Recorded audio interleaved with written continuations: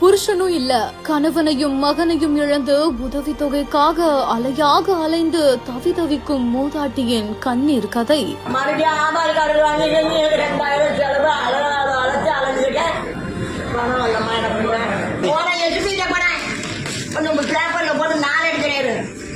என்ன நினைச்சிருக்கேன். தஞ்சாவூர் மாவட்டம் பாபநாசம் தாலுகா ஐயம்பேட்டையில வசிச்சுட்டு வரவங்க தான் 80 வயதான மதிக்கத்தக்க மூதாட்டி புஷ்பம். இவங்களோட கணவரும் மகனும் உயிரிழந்த நிலையில சொந்த வீடு கூட இல்லாததுனால முதியோர் உதவித்தொகை வேணும் அப்படின்னு சொல்லிட்டு 6 மாதங்களுக்கு முன்னாடி தாலுகா அலுவலகத்துல முதியோர் உதவித்தொகை பெறுவதற்காக மனு செஞ்சதா சொல்லப்படுது.